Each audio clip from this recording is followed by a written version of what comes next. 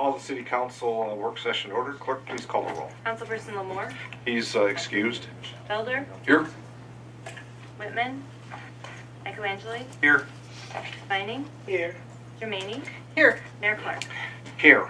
So we have a few items that are on our work session for this evening, so Mr. Pestu, we'll get right to them. Thank you, Your Honor. First item is a discussion of possible ordinance regulating e-cigarette sales to minors. I'm going to have Mr. Mark Cochran do the introduction to this item. Good evening, Mayor, City Council. Just to provide some background information related to e-cigarettes and vape products and legislation at the federal and state level.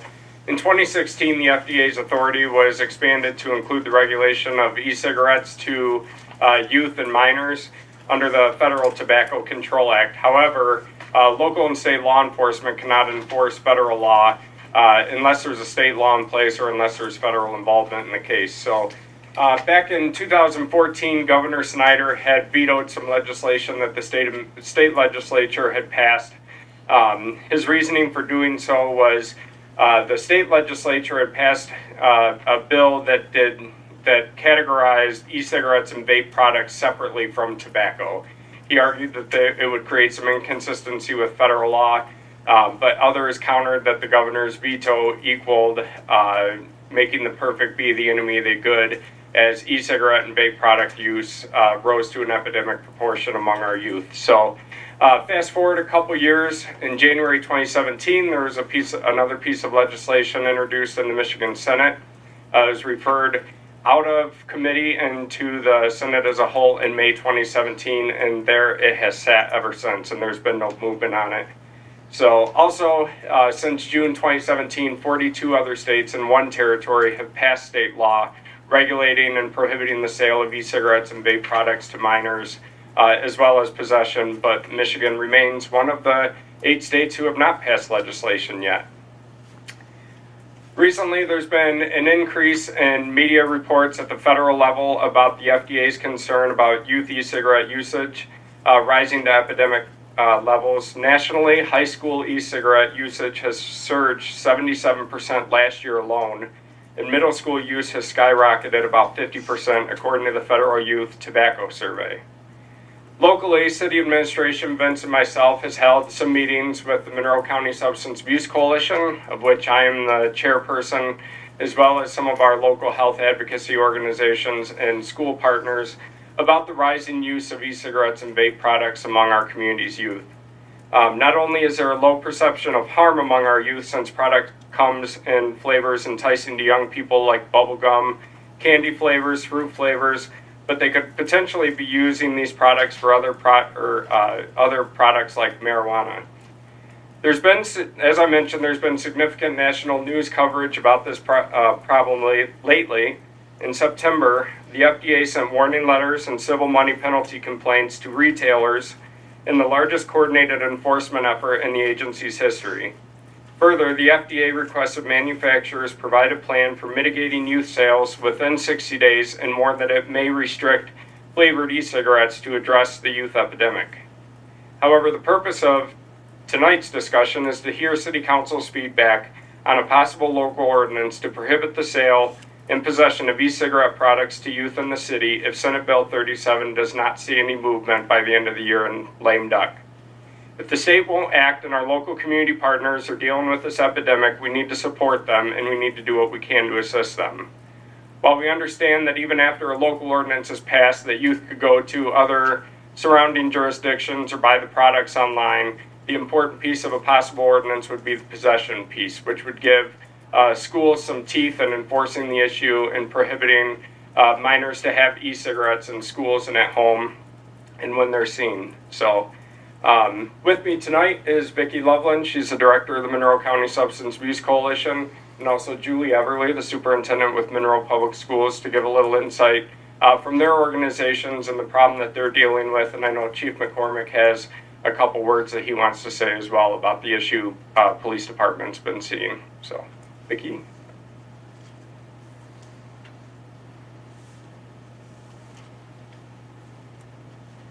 Good evening. Good evening. I would like to pass around some information that I'm going to be referencing regarding local data for our Monroe County youth. So I'll take a second for that to get around.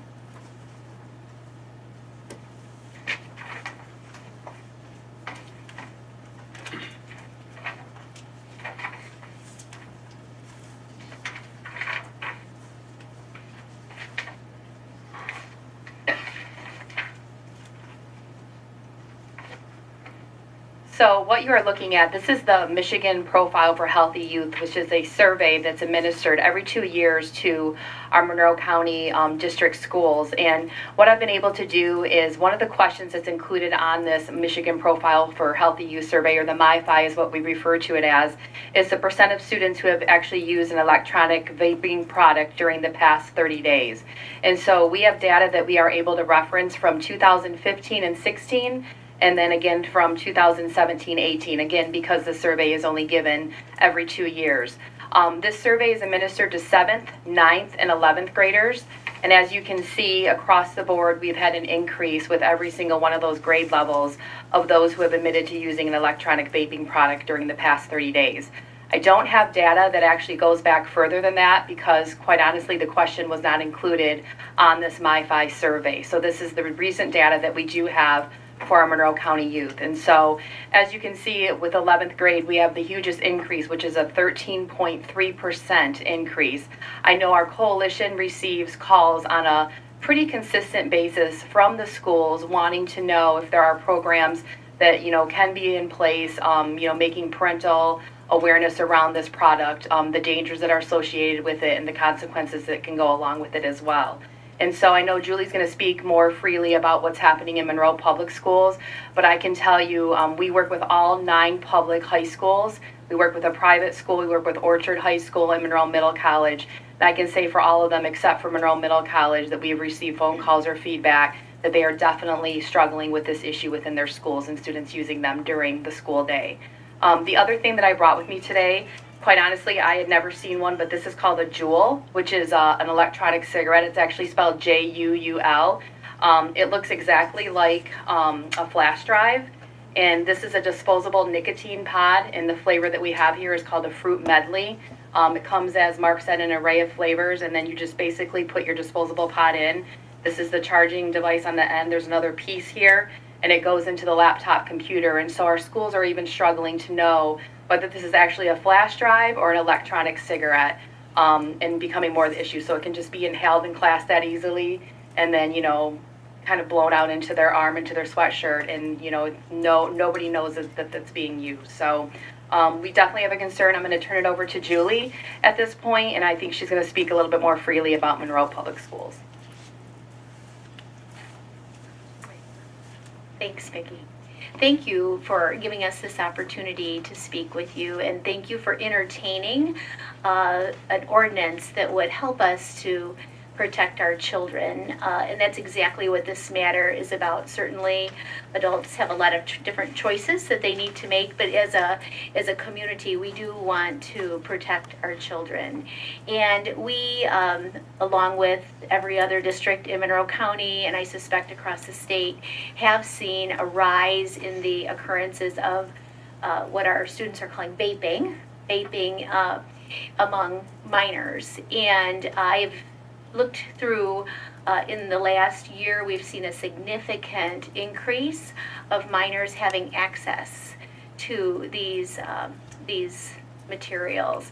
As young as 11 years old, we've had instances in the city of Monroe, these are residents of the city, of children who have obtained vapes, and they have use them just because they thought it smelled really good.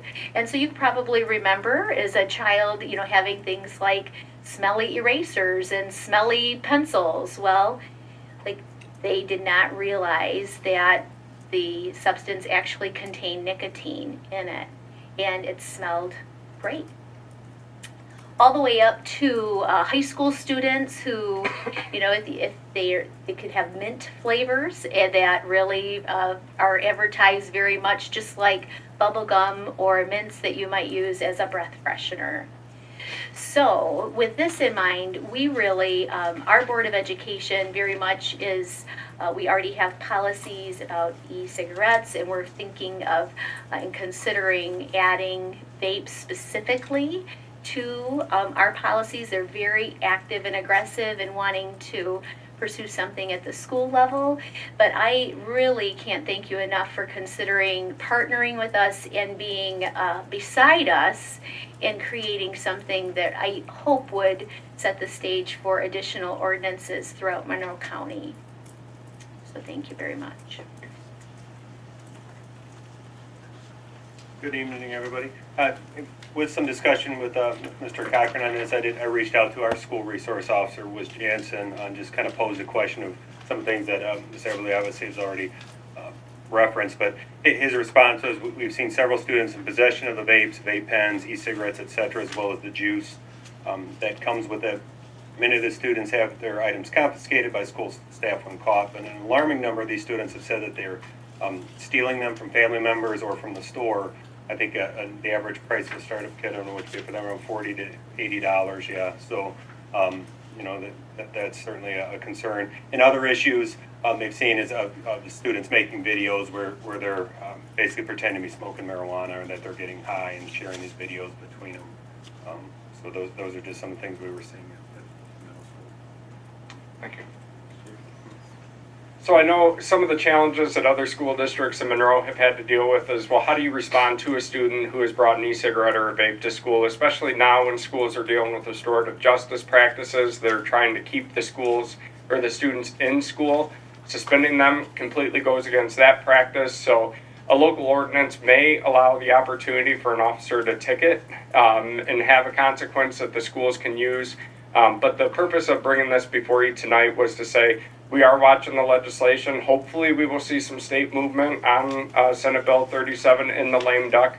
But if not, wanted to gauge council's temperature and get some comments and feedback on whether this would be something that we could consider come January until the state does finally decide to do something. Thank you. I'll see if there's any comments from council on this item. Any comments at all? Councilman Felder? Yes, thank you, Your Honor. I was really just taken aback at the numbers. They're really surprising, and the increase, not only the baselines, but the increase is pretty tremendous just over a short period of time. So it obviously seems like something needs to be done about this. You know, it's a nicotine product, and it's in schools and it's marketed to minors, and it's just like the regulation and ordinances and enforcement hasn't caught up yet.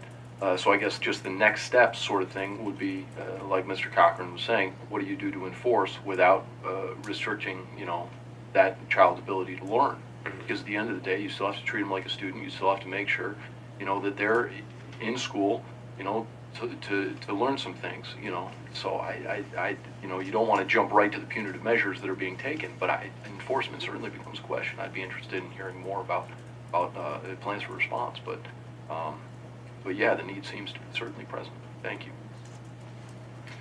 Other questions or comments? John? Have you prepared a model ordinance yet? We've got a couple from across the state. I know the city of Ann Arbor included this in their 21 legislation. Muskegon County also has passed an ordinance related to this. So we've got some other samples that we would look to draw off of if city council decides that it's something we should pursue, if the state doesn't. Well, yeah, I don't have a problem pursuing it, but I think we have to be somewhat constructive in how we put the ordinance together, because we just don't want to put an ordinance together regarding the use of e-cigarettes or vaping at school, but we'd also want to make sure that we prohibit it at public parks, consistent with our non-smoking policy. Mm-hmm. The other thing that I would like, if we're going to do an ordinance, rather than, you know, there's the opportunity to ticket. However, nothing goes more to the heart of a young kid than having to volunteer or do community service.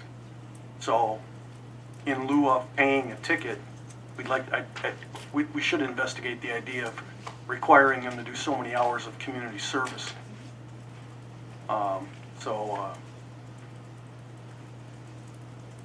It is an issue. Yeah. Yeah. I'll just say, you know, it's last month or so, just watching the news, and there's reports after reports about this. The product that you was mentioned there about Juul, listen to the advertisements on the radio, and you can tell it's really, to me, where it's trying to attract users. So then you watch the news reports, and they were talking to young people as well, and as was said in the classroom, and trying to be covert in what they're using. So I agree with John. I think, as we get through the, watching the Senate Bill 37, hopefully it'll get traction. It'll be a good foundation for the entire state, but then as we can move forward with our local ordinance and putting something in place that, while it sends a message, it also might have an opportunity to redirect some of the youth versus just being punitive. I think there's ways to redirect that and get them involved in things that what this could lead to is what they should be understanding as well. I don't know if there's other comments or not. So I guess, time frame, and as we look forward, I guess I'll leave that to administration and to Mr. Cochran, as we'll look forward to seeing that coming back around. Okay. Thank you all. Thank you. Thanks very much. Vince? The next item we have is a continuation of our discussion from last Monday night regarding West Front design considerations, in particular looking at the ability to incorporate bike lanes on West Front as going from Telegraph into Harrison. And so we're going to pull up a couple of alternatives that were presented to us for your feedback on these two alternatives. Okay, Honorable Mayor and Council, Patrick Lewis, Director of Engineering and Public Services. We're going to pull up the couple of designs. As I mentioned at the work session last Monday, we had asked our design firm that's working on the West Front Street project, Manning & Smith, to put together some concepts for how bike lanes could work on West Front Street, with the understanding that we don't have a lot of room to move curbs back. We do have some places where we could widen slightly. We're working with a cross-section of around 36 feet for most of that. So there's two discretely different options. They're still using the same curb lines, but there's option 1 and then option 2, and both of those are on 2 pages. The first of the 2 options would have bike lanes in each direction, with them, I'll say, disappearing in the vicinity of between Kaylani and 3rd Street, because we simply don't have the room. That's the one location on the roadway, along with near Telegraph, where we absolutely have to have a center turn lane based on traffic volumes. So I'll sort of start narrating up here. On the very west side is Telegraph Road. Right now there's a 5-lane cross-section with a center turn lane, but we don't really need the trailing side, the eastbound side, 2nd lane, because that was always intended to be just that merge lane. So what we've done on this concept is we're showing, I believe in general, I can't really read that. I have my printed copies up here. In general, we're looking at bike lanes around the 6 to 7 foot range. Maybe you can tell me, can you see on the screen? 7.5. 7.5, I think, on this one. The green that's on the screen is actually the bike lane. And we either have 10 or 11 foot lanes on all these concepts. So we're not doing anything that would require a design exemption from MDOT, as this is a federally funded project. So what you see up here is the first concept, which would have an eastbound and a westbound bike lane from Telegraph, and then the center turn lane that now exists from Telegraph all the way down to 3rd Street would actually taper down as you get closer to Toledo, and then you just have a 2-lane cross section until you got to Kaylani here.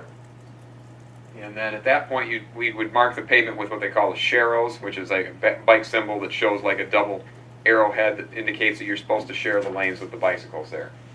So if you want to tab to the next sheet there, it actually picks up at Rosler Street. There is a little bit of room if we widen that intersection a hair, going east from Rosler Street. You can actually have bike lanes on the length of the roadway until you get to Smith, where it again widens out for that center turn lane, which is necessary given the post office traffic and traffic near Smith Street.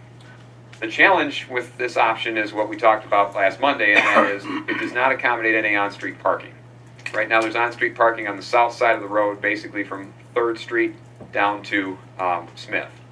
So the challenge is, and Mr. Pastu and I talked about this briefly today, is that potentially we could look at allowing parking on that side during Sundays, because I know that was the biggest concern, and by special permits. Now there is the concern about some of the homeowners that are there. There are a few that don't have adequate parking on their homes. So that's the major drawback with option 1 here, is that it does not allow for any on-street parking. But the major plus side is, and engineers love symmetry, is you have a bike lane in each direction. The only concern I have with just a single bike lane, and I'll show you an option 2, the only concern I have with a single bike lane is it tends to encourage people to ride the wrong way on that bike lane. And I'm not real wild about bikes running the wrong way, So in other words, if they see a bike lane, even if it's not in the same direction of travel, there's a tendency for them to go the wrong way on it. And if there's two bikes coming head to head, you still have potential option there, or a potential operational conflict there. If I I go- might, Patrick, Sorry. is once you get to east of Rossler, they are 5 foot in width, the bike lanes, and I think even the road width is at maybe 10, the lanes going in each direction. So it'll have a traffic calming effect, and certainly a smaller lane, if you will. But to reinforce what he was talking about was clearly, in front of the church there, that on Sundays that's going to represent a challenge. And then when we talked about the special permit, maybe if there's a funeral or a wedding or some special service, that they could approach the police department of getting temporary type of approval for that. So it does provide some kind of interruption of the bike lanes heading westbound potentially, but at the same time, for the vast majority of time, it would be open in that capacity and use. And right now, as we've looked, there aren't a lot of cars parked there. So even if you were to provide, and I'll show you an option too, provide for on-street parking, most of the time that lane will be open. So if you tap to the next one here, then the second option, as we mentioned, was leaving in the center turn lane, and this has got a lot of gaps in it. Bike lanes from Telegraph to Toledo, and then going to the Sherrills all the way down past Front Street, or past Rosler Street, sorry. And then if you tap to the next page. And then from 3rd Street East, developing just a bike lane on the north side, you can see the on-street parking stalls in here. And that would be, again, accepting the on-street parking with a wider lane, and it shows a little bit of a shift over. So you take the 36-foot cross-section, you do a 6-foot bike lane on going west, a 10-foot travel lane, so that takes up 16, and then that would actually give you 20 feet. You have 16 on the north side and 20 on the south, giving you a little extra room for the on-street parking, a little extra room that bikes could squeeze in there. So that's one concept that we have. Without doing some major wholesale widening of the curb lines, much of which really isn't practical because the sidewalks are pretty close there. Short of that, these are about the best two concepts that I think we've been able to come up with for potential options. Again, given the two, I tend to prefer the first one, but we do have to work around the on-street parking issue. So those are the concepts we've got for you tonight. Comments from council? I guess the concern I have is that if you're going to have dedicated bike lanes, they should be dedicated. They shouldn't be available one day of the week, and then if you have a funeral or a wedding at St. Michael's, then by temporary permit you don't allow bicycles. I don't think that's the concept of complete streets. It's you either have them or you don't, but you don't have them one day and not have them the next. Personally, with Front Street, when there's events at St. Michael's, there's a lot of parking on the street. And I think my impression is that when you get on Front Street, when you go past Rossler in front of Towns on Front, you go over the tracks and you get over by Toledo, there's so many curb cuts and there's so much traffic going in and out of those small businesses. I think it would almost be dangerous to have dedicated bike lanes on the road at that point. I mean, I really do. I'm just wondering if the design for Front and the design for West Front is kind of the same design that we use for East 3rd, where you put in 2 lanes and you put in the white striping to dedicate the on-street parking, which then is a traffic calming, because then the cars know exactly where the lanes are at and there's dedicated parking areas. I mean, that seems to work really well. If we extended that type of concept up front and 3rd, and then I guess my other final comment is that we started talking about it at the workshop, would be in order to encourage people in that neighborhood to use their bikes and to walk downtown, maybe we should rethink or reactivate that idea of using the old former railroad as a dedicated linear park for both pedestrians and bikes, which then possibly alleviates the need for on Front and Third Street. Those are just some thoughts. And we're certainly not opposed to, reinvigorating that project there. And frankly, some of these, really the only major question we have, we can revisit this a year from now, 2 years from now, 5 years from now with a simple striping change. We just wanted to make sure before we went ahead with the final design of this project that we weren't making the road slightly too narrow at Rosler Street to where we wouldn't have the option to come back in here and do something else. It looks like we're really not talking about a lot of physical modifications to the road itself. And all things being equal, we could probably push the curbs out a couple of feet at Rosler to leave our options open for the future.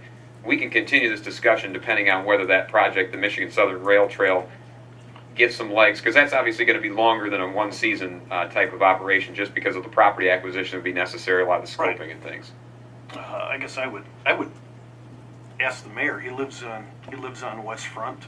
He lives by St. Michael's. He's right there.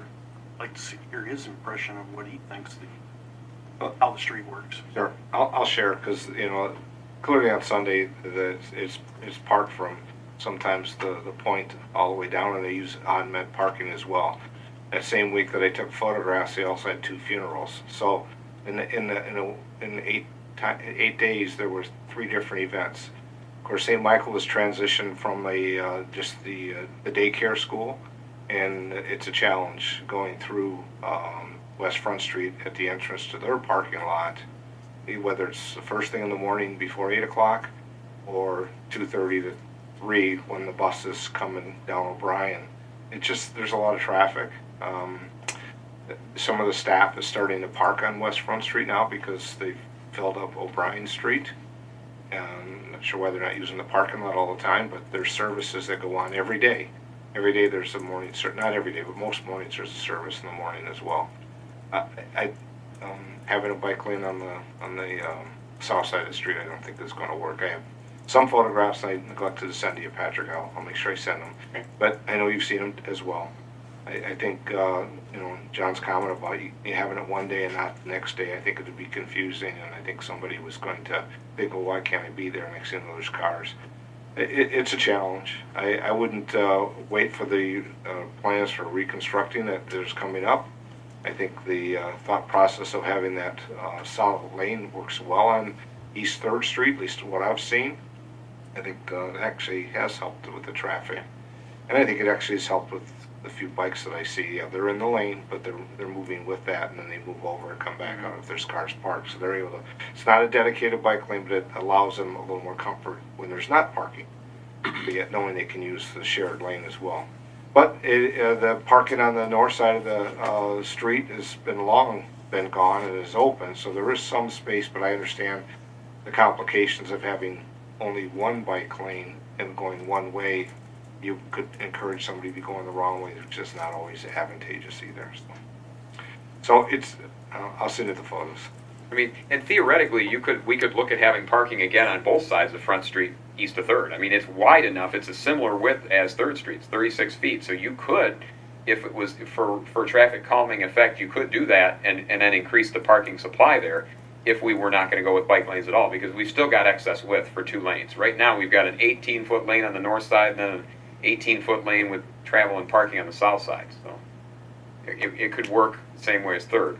But I guess really the main reason we wanted to bring this in front of council is so that we don't, because our grade inspection meeting is scheduled for a couple of weeks from now, we want to make sure we're not, designing the project in such a fashion that we couldn't make the modifications later. And I think we've got the feedback we need on that at this point. As we talk it through, I think that having dedicated bike lanes is going to be problematic, so this is my thought. Sounds that way. As long as you're okay, Yep. that's what kind of feedback we're looking at, so we can proceed with We'll keep finishing the up center the turn design lane from first. Telegraph to 3rd Street, and then we'll look at east of 3rd and see what we can do on parking, and we probably will stripe it similar to 3rd Street wherever there's parking. Yeah. All right, appreciate your Patrick. comments. Thank you. Thanks. Vince, next item. Next item is discussion regarding a proposed Public Act 425 agreement with Frenchtown Township regarding the former Lazy Boy headquarter property. If we could go to the next slide. There we go. So, I think we got it there. That's good. So, one of the things, and again, this is for council members that are not familiar with a 425 agreement, what it represents is a jurisdictional transfer from one governmental entity to another. And, you know, part of the reason going through this, and again, with the Lazy Boy site is the driver and our goals is to redevelop the Lazy Boy property to its highest and best use, but also to set the stage to inspire other redevelopment along the Telegraph corridor.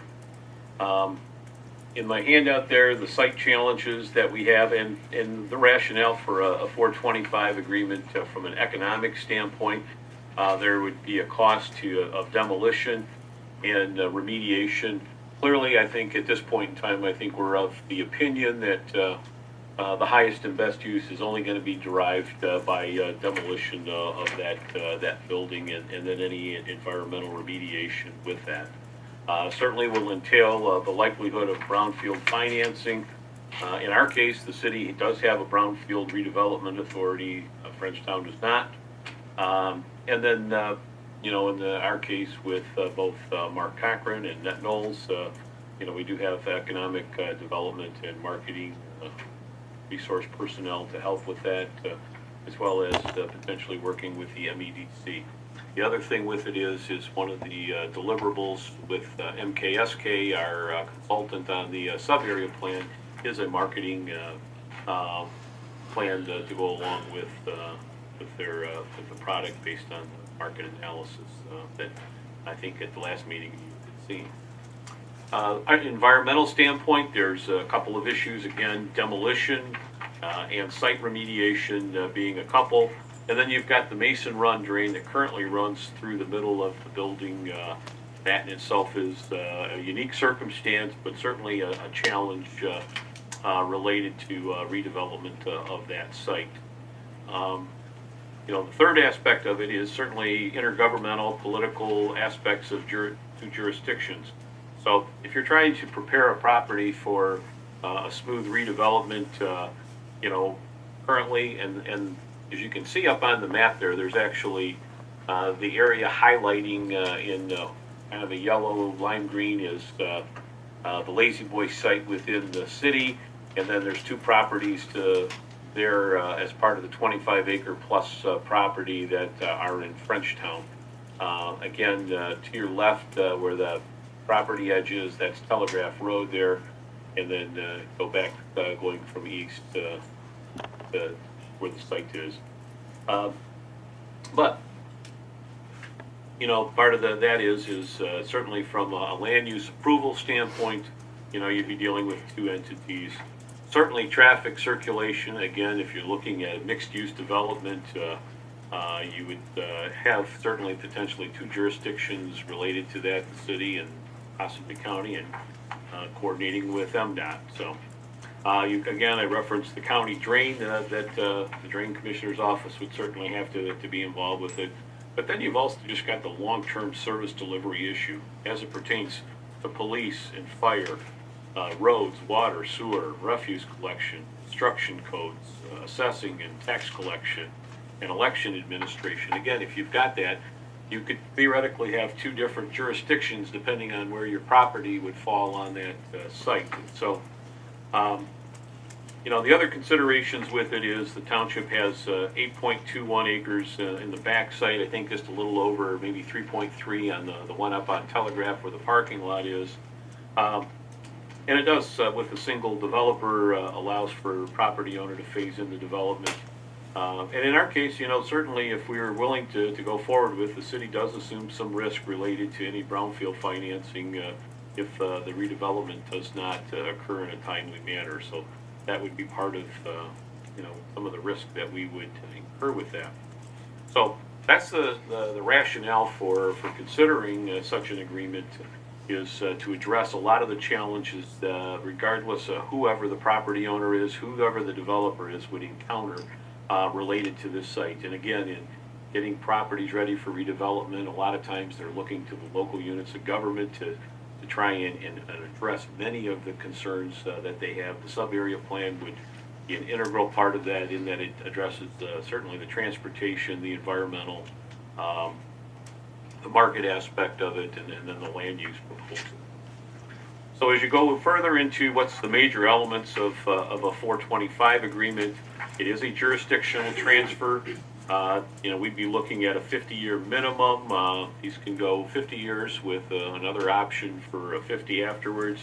And part of it is, the proposal would be a 50-year with the township on the option for another 50. At the end of it all, it reverts to the city. And we'll talk a little bit more about the structure of the 50-50 and why that may make sense if you were Frenchtown Township. But the city has all of the land use approvals after sub-area plan has been approved by both jurisdictions. So it sets the stage, for the city to be involved with the economic development and as well as the community development approval. The real meat and potatoes of this as well is going to be the revenue sharing with the township. The city would levy and collect the millage, so we'd be levying our millage rate on this site for the entire site. I'm sorry. Oh, yeah, I'm sorry. The township would have a minimal annual revenue share, will not receive less than the current, what they're levying right now. Down below under example 1, you can see what the taxable value is multiplied by the township levy. And then there would be a proposal to share in the taxable value growth based on the land area, 66% city. There's 16.9 acres within the city, 34% to the township based on the 8.54 acres at this time. The priority in this would be covering the first cost associated with any brownfield demolition and site remediation, cover those expenditures, but it also puts in position a corridor improvement authority that may be transformed after, that may be formed with the tips captured being not to exceed 50%. And then the fourth aspect of it, the city receive any state or federal revenues based on population, street mileage, or land area generated from this overall site. Going back to their current taxable value, you'll see the taxable value for these two parcels. What the millage rate is, this excludes 3 mills that they levy for fire services. If this was to go forward, obviously the city would be providing that service and it covered with the overall city millage rate. Plus they levy 1 mill for Lake Erie Transit, which would also be handled by the city. And as you can see, to the surprise of all, is that that is generating to the Township General Fund $158.05. So we would hold them to that, make sure that they were held harmless in that regard.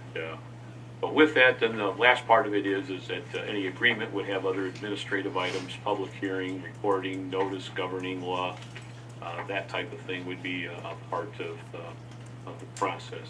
So, I wanted to go through this because I do think, from a standpoint of moving this along, it develops the framework for moving that site redevelopment forward. And I think, and again, my position from it is while they may have 8.4 acres, they're sharing proportionately with the city, even if that 8.21 acres in the back is off the road and from an assessment standpoint, theoretically, of less value. So I think it shows good faith on our part to work with the township. And so I throw it out there for your thoughts and comments. I'm scheduled to meet with the township board next Tuesday to discuss this with them. So. Questions for city manager? Andrew? 2 questions. I know you covered it, Mr. Pastu, but let me get closer to the microphone here. But the issues with regarding jurisdiction, would any new residents of that area just be incorporated for the sake of elections into the 5th precinct then? I would think that's probably what be something the clerk would have to assess as to how that would, any population for residential development would be allocated. But they certainly would be in the city. There are rules that govern that, and Yeah. we would work with the mayor. I mean, so. I just wasn't sure how that would work. Attorney. If I may, just, now that the question was asked, the neighborhood to the south there, there is what precinct? That is the fifth. Yeah, yeah, that would probably make sense, It would have to be studied and determined. yeah. Yes, other question? Yes, the second question has to do with taxable value. The taxable value is not to be less than the current assessment on that property value, is that was my understanding of the... From the township's perspective, so if you look at the example that's on the second page there, there's two parcel numbers. This is the taxable value for the 2018 tax roll that they would have. And its purpose is to ensure that they're not going to receive anything less for their operating purposes than what's currently being generated from those two parcels. And is that notwithstanding anything, Never mind. Well, I think if where you may be going with it is how do you handle future taxable value growth? There we go. And again, with that, I mean, the intent is to look at this parcel now as a whole. And so I'll throw a crazy number out there. If it generates $100,000 in local taxes, and it's pretty much city, it's a big round number, but for illustrative purposes, you know, the first cut of that would be toward covering any brownfield related expenses that you may have to pay back associated with site remediation and or demolition of the building. But they will at a minimum always be guaranteed the 158.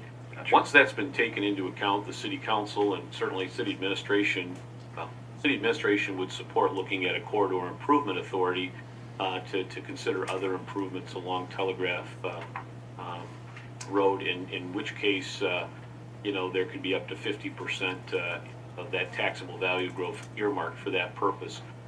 Obviously, the balance would be split between the city general fund and Frenchtown Township based on our proportionate millage with that. So, but the idea is, you know, they'll be made whole with, you know, they will share proportionately in that taxable value growth as we go forward with it. Other questions? No, I think that's actually the kicker here, is that, Yeah. that if the property is managed by a single entity, which is more efficient for redevelopment, and the taxable value of the property increases, and then subject to paying off any brownfield expenses, and if you have a corridor improvement authority, you're only going to take 50%, then the other 50% then would be distributed to both the units of government, so Frenchtown would stand to get taxable value increase. I mean, revenue, actual revenue out of the redevelopment. So, it would work. Plus, it'd be, I think the bottom line is the 425 would be much more efficient in terms of facilitating redevelopment of the property, rather than having two units of government with two different zoning standards, two different sets of policies, Two building departments. two building departments. It's a nightmare. It'd be a nightmare. So yeah, I like it. Hopefully the township does too. Very well. I think with some preliminary conversations that have been had there, and I want the administration, and I'll make sure that the council has awareness of what's kind of moving down the road here regarding these properties and opportunities that lie ahead. So thank you for your input. Thank you. Mr. Pastu. The next item I wish to discuss is proposed building department reorganization. Again, another handout that you have here. I know last meeting at our work session we discussed some reorganization related to city engineering and succession planning with the Department of Public Services. We did have a position in which our plumbing mechanical inspector retired earlier this year, and so temporarily we used part-time personnel to get through the season. But I think now we're ready to move forward with considering reorganization. And certainly I think it's important, let's talk about why this is, you know, we would like to deploy our personnel more effectively and efficiently based on seasonal demands. I use the example is that, there's a blight enforcement season that has a certain peak, and then there's also a period of time where we could coincide that off-season, maybe with rental inspections. Rental inspections, there may be some need in the winter months to be outdoors and do some exterior building, but I think it's one of those things that we could maybe be more effective in deploying our personnel based on management of some seasonal demands that we have. And again, it relates to the second item is just the management of the workflow to the extent possible. It gives us a little more flexibility. Obviously, we continue to want to discuss how we can improve customer experience and response times with building contractors and our residents, and I'll get into a couple little things here later. We don't want to increase the overall budget for the building department. Item 5, I put in bold, establish ongoing responsibilities to address citywide facility deficiencies. There's a number of buildings that we need to, I think, get in place where we have ongoing regular maintenance. And I'll use something for as simple as example where we have different alarm systems for City Hall, the ALCC, the multi-sports complex, even probably the Sawyer House. Get everything lined up. We've got elevators at 3 of those 4 facilities. Make sure that the review of those are done with a single contractor. All those type of things, I think, as well as having one point of contact. As it is, it kind of bounces from DPS to building, city manager's office, and so we are looking to have a uniform point of contact for that.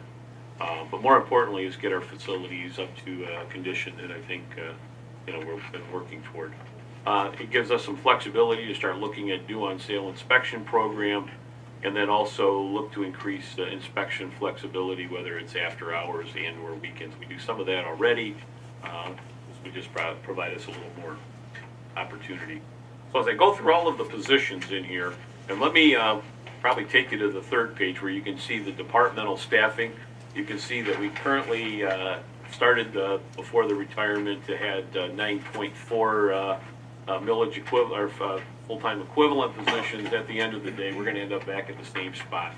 But it does involve redistribution of personnel, certainly in the building official's capacity, increase his plan review responsibilities, but reduce some of the facilities maintenance that he's been involved with.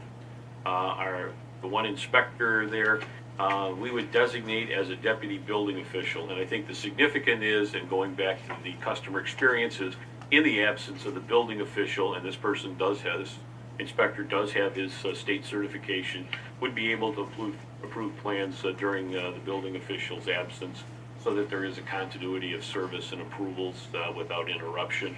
And then I would consider possibly a step increase, although no change in the pay grade, but something to compensate for that additional responsibility, albeit not that significant, I don't think. The one position that would be changed is the part-time building inspector, who's done pretty much plan reviews. The position would be eliminated, although we may use that incumbent as a plan reviewer on a contractual basis when needed. The building inspector / facilities manager currently does building inspections. They would be, this individual would be more involved with facilities maintenance, probably be the primary inspector for rental inspections, and then when we get to due on sale inspections, we would probably be a primary for that.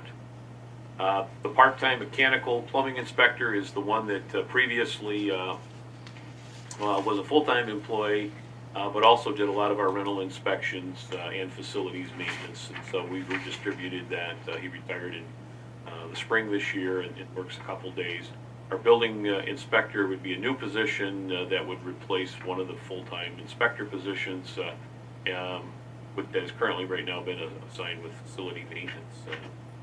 And then nothing going forward with our rental and our electrical inspector. Code enforcement officer, there is the one full-time position, would not look at anything different than what they're doing. The part-time position wouldn't look at any significant change with that. Our clerical support, One of the things that we are working toward is having both of the clerical positions more engaged with approving certain permits like roofs and fences and some flat work, but certainly working under the building officials' guidance. And again, that's going back to the customer experience related initiative that, if they can come in and apply for a permit, they may walk out there within a few minutes with that approval based on a review that doesn't require, getting back with them. Again, this is under the guidance of the building official. And then the second rental clerk position will probably take more of a lead from an administrative of coordinating and assisting with the due on sale inspections. But also, we'd like to get that position to a point where they may be able to approve small permits. So no change with the custodial position, and there's 2 tenths, but there is 11 positions between part-time and full-time there. So I throw that out there because I think, from our end of it, it's somewhat of a redistribution, but it does change some duties and responsibilities. But I think it's important as we continue to try and improve the service delivery with the building department that we get the resources and the personnel as well as maintaining our facilities as well. So throw that out there for thoughts, comments, suggestions. Thanks, Vince. I'll see if there's any questions from council on the proposed information. So seems to be a lot of some of the stuff we talked about last meeting, but also things asked about what we're looking for and some of the needs. Facilities being one of those. John? Your Honor, I like the idea relative to the department aide and the two clerical staff having the ability to issue permits for things like roof, fence, and concrete work, which would really move things along quickly. So yeah. I think that's very helpful if that can be achieved. Okay. So the questions, if not, I think we'll see moving forward. Yeah, if, at this point in time, it's just, from an administrative standpoint, it's just a matter of restructuring some job descriptions and going forward with that. I think we also would be looking at posting one of the vacant building inspector positions at this point. Okay. We would move forward with it. Very good. Thank you. We have a couple more items, or at least one item. Yes, I had on here to do a discussion with the boards and commissions with the DDA. I'm to be honest with you, I'm not as prepared as I should be. There was a recent Public Act 57 that really changed in some ways a lot of the reporting and obligations with that, and I should have had that ready for our discussion tonight, and I just think maybe I'll bring it back at a next meeting to go through that, because there is a little bit different requirements associated with going forward. So very good. The other thing I wanted to, if I may move on. Yep, please do. Is just give the city council an update. You have the goals, 2018 and 19 city council goals and objectives. And with it, each one of these, I provided just a brief update where we are with it. Many of them are just bullets. Where you see green in the handout, you will take that either they're underway or items that we are working on. Where you see red, we've not initiated anything with that. And so I'm not sure how much detail we need to go into it tonight, or the council wishes to. It's probably more for just here's where we're at with it.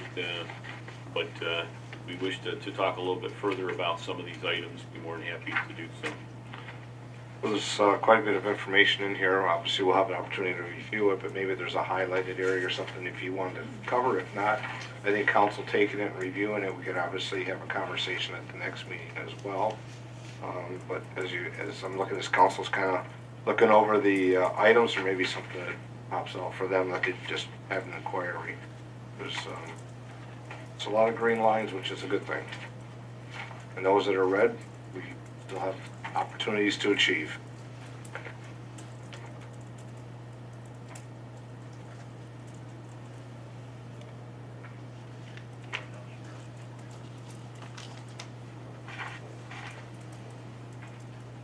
I'm going to take a second here just to review in case council has a question on a particular one.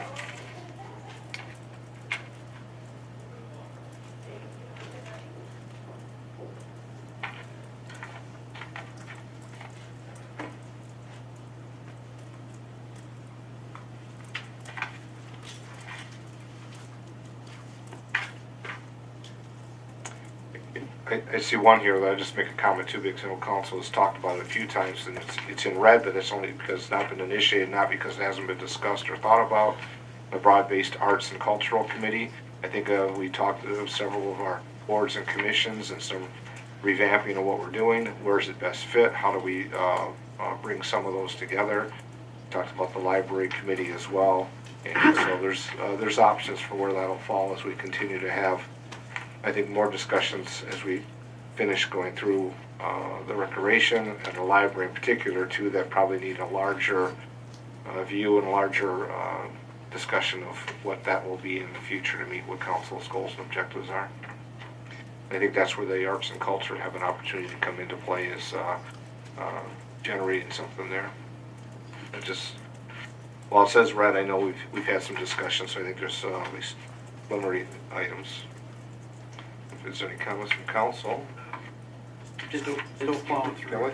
Yeah. Really good to be able to take a look at it and see where we're at in these process. I appreciate that. Yeah. Sorry it's taking as long as it is, though. It could have got this out a few months ago. Well, John? Just a couple observations. One is it's regarding the it's under Goal C, the River Raisin Heritage Corridor Advisory Team. Mm.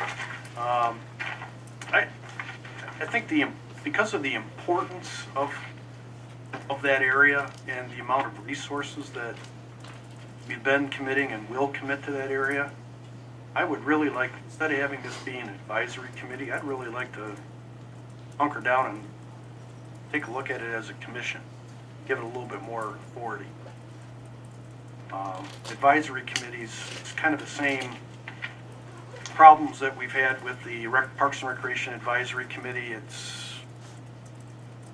There's a lack of vision. They really don't know what their roles and responsibilities are. But when you actually create a commission, you can define what the mission is for the commission and kind of give them a little bit more latitude in terms of things that they need to do relative to the corridor, in terms of review of plans, working on projects, just a variety of things. So, you know, I'll be interested to see when the first reading of the ordinance comes up, but offhand, when I saw advisory committee, I'd really like us to think about a commission. Vince? I think, Yeah, please do. Just, I will share with you is that, as a manager, I was looking at a resolution and actually had a good discussion with Mr. Cochran, and he said, this is going to be around for a while. Why don't we treat it as an ordinance? And again, part of the purpose would be certainly clearly stated in the ordinance itself.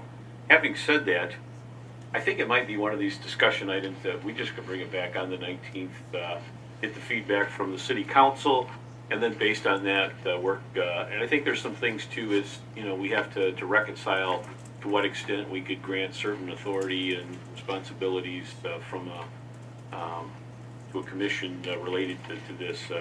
And so I guess in some ways, rather than bring the ordinance back, I'll just put it on as a work session discussion item as to, because clearly we've talked about the purpose internally, but maybe we just need to do a session on that. Other quick thoughts or comments on any of the items? If not, of course, we have the information.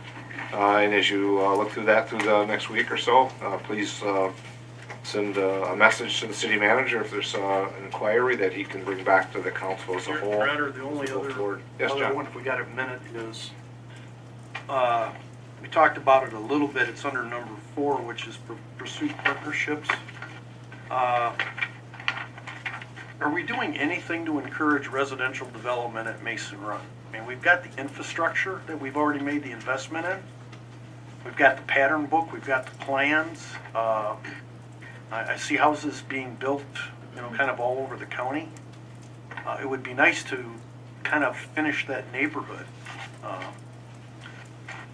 Well, I certainly think that, north of Noble, that in that area in particular, I think my recollection of our conversation is to really do the outreach and marketing to the development community. This site's ready and available for redevelopment. Sometimes it's out of sight, out of mind. So yeah, we can revisit that. Yeah. Is the property still owned by Crosswinds? I think we own it as a city on that. I know we own On that, south. on the north side, Yeah, we own it? Yeah. No, I think the south, but I'm not sure the north. There's a developer, I thought that purchased that. But that's good, those are great questions. I think we need to get some more information and come back. Yeah. I will say that at the Brownfield Redevelopment Authority, this same conversation last couple meetings ago came up. The opportunities of where development could occur, and where some things still need some remediation type considerations. But the property north of Noble that you're, I think, focusing on, it was discussed. So we need to get some more information, bring that back to council. Okay. So we have exactly who it is and how it, and maybe make an outreach before the next meeting. Good idea. Okay, bids? Can I bring up other couple items? Sure. Do we have a little bit of time? All right, thank you. I'm going to ask Mr. Lewis, we're going to talk about where we are with asphalt paving and in relationship to what we probably won't accomplish this season. A lot of this is driven by the labor lockout, walkout, if you will, related to 696, and it's really put a strain on resources as we're trying to finish up the project itself. And we've drafted a letter that will go out to affected residents. So I'm going to let Patrick start it off, and then we'll come back around and discuss further. Okay, again, Honorable Mayor and Council, Patrick Lewis, Director of Engineering and Public Services. Yes, it's been probably the most challenging construction season since I've been here with the city in 20 years. And as Mr. Pastu alluded to, not trying to make excuses for our failure to get this year's infrastructure program done. I mean, frankly, I'm amazed that it's November 5th and we haven't put any asphalt down for the season. So it is largely, it started out with what I would say was an extremely tight construction market. The state of Michigan is finally starting to spend some money, finally put out some road funding to the local municipalities, and that's train starting to gain some momentum. But the problem is contractor capacity hasn't kept up with it. So we started the year in an already tight market. And as you know, most of our street projects invariably include water main construction first. And that's a good way to go about it because we don't want to tear up the same street again for a water main project in the near future. So that usually puts us into the second half of the season before our streets are ready for the curbs to be replaced and the paving on there. And I don't think there was any real measurable delays in the water main program this year either, so I can't really set the blame there. But there was an operators union lockout that started right after Labor Day, and that was anyone that was in the MITA contract, which is a lot of the large companies. Our contractor that we had was actually not a party to that agreement. That was Al's Asphalt Paving. But the concern was, and the challenge there is that they're still beholden to a couple of subcontractors for their curb work and their concrete flat work, which is the drive approaches and sidewalks. The Doane companies do the curb work, and GM and Sons is a major player in the flat work business. Both of those were affected by the lockout, which then meant that none of our projects could get and that's what needs to go first. Once the curbs are removed, the curbs need to be put back, and that couldn't happen in September, so that pushed us already in October. And unfortunately, Al's also doesn't own a production plant, so they are unable to get asphalt. They pretty much have to stand in line, and they need to get 300-400 tons at a time to do a street. We do have an item on the consent agenda tonight to award the patch program to them, so we can at least salvage something. But there's a difference there in that to do our patches, you're talking about 2 loads, and that's it. You can get those, you can stand in line at one of the plants, like a smaller plant like in Monroe Township, even go down to Toledo and get those. But the production runs, they're unable to get in the queue because the major producers, Ajax, Cadillac, they're focusing all their attention on the large state jobs. So unfortunately, start with a tight market, cascading effect from a 3-week labor shutdown, and it looks like the weather is not going to be kind to us thus far in November. We've got, starting at the end of the week through the first part of next week, temperatures that will not allow for paving, so that's not helping either. Bottom line is, tomorrow they're scheduled to pave Sylvan and Stockton. As long as it doesn't rain too much tonight and it doesn't hold on too long in the morning, they'll have favorable temperatures. We get the pavement clean. After that, it is just about impossible that we're going to get the other 3 streets done that we intend to do this year. Maple, the west side of Maple between Linwood and the dead end, Parkwood and Scottwood. Those are all 3 streets that we had water mains done. We did get a commitment from Al's, and again, they can get some asphalt, but not much, to try to skim course over the large trench areas that were left from the water main project. get it plowable, get all those three streets plowable for us. So, and they are intending to continue working as late as they can on removing the roadway down by Hellenberg Field, where we're closing the 2 railroad crossings where the homes were demolished, and the type of projects they can continue to work on through the end of November. But the paving window typically closes around November 15th, and unfortunately, today being the 5th, we had to pull the plug. So we did last week. There just was not a path forward to enable them to, we didn't want to rip curbs and have all that out. We'd rather leave the status quo, which is still better than getting it half done. So I really hate to have to stand here before you and tell you that that's what we're faced with, but that's what we're faced with. And for what it's worth, the concrete contractors are having similar challenges. Our sidewalk program is lagging behind too. So that's unfortunately, that's a summary of where we are, and we'll have to pick it up in spring. Other than just, we've drafted correspondence that will get mailed out in the next day to the affected property owners, giving them the update where things are at, and our sincerest apologies for the circumstance. On the other hand, though, if we were to proceed, then we run the risk of having pavement failure because of temperature and too much water in the base and all these other issues this time of year. So Absolutely. Yeah. I was quite frankly ready to pull the plug a couple weeks ago, but we didn't want to make a commitment that yes, the temperatures are definitely going. We couldn't tell 2 weeks out that there was not a path forward, but it was already looking like that 2 weeks ago, and for exactly those reasons. Late season paving is never as good as May and June paving, and at this point, I'd much rather, you're absolutely right. I didn't mention the quality issue, but that's because I don't want to make it sound like if we do pave tomorrow on Sylvan and Stockton that there's going to be a problem with it. You have to pick your days so much more carefully in November, and the later in the month you get desperate, and sometimes you make a little, you make a call that can go either way just for the sake of finishing. We don't want to be in that position, so we're pulling the plug. Very well. Thank you, Pat. We know what you're doing. You're doing what you can. Thank you. All right, Vince, or? No, I think that'll just. I think we got to touch base with before the meeting, so. Okay. So there's no other queries from the council. I will close the work session. Work session is closed and the council meeting will